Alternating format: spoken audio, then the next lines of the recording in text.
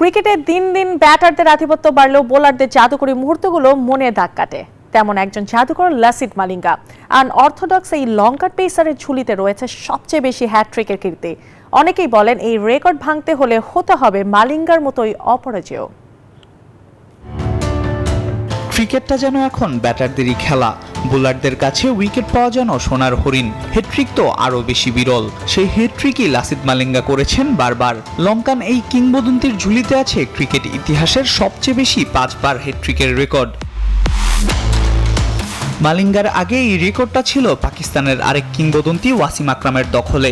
তিনি হেট্রিক করেছিলেন 4 বার। টেস্ট আর ওয়ানডেতে হেট্রিক করেছেন 2 বার করে। তবে সেই রেকর্ডটা মালিঙ্গা নিয়ে গেছেন নিজের দখলে। ক্যারিয়ার জুড়ে এই কিংবদন্তি ফাস্ট বোলার তার ইয়র্কার ও নিখুঁত স্লোয়ার ডেলিভারির জন্য বিশ্বজুড়ে পরিচিত ছিলেন। মালিঙ্গার প্রথম হেট্রিকটা এসেছিল 2007 বিশ্বকাপে সাউথ আফ্রিকার বিপক্ষে।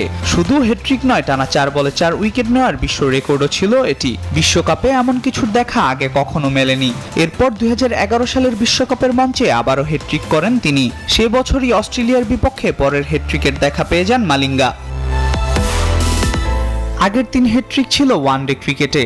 এরপর মঞ্চ হিসেবে তিনি বেছে নেন টি-20কে। তার প্রথম টি-20 হেট্রিক আসে বাংলাদেশের বিপক্ষে, আর সবশেষ এবং পঞ্চম হেট্রিক 2019 সালে নিউজিল্যান্ডের বিপক্ষে। সবশেষ হেট্রিকে পেছনে ফেলেন ওয়াসিম আকরামকে।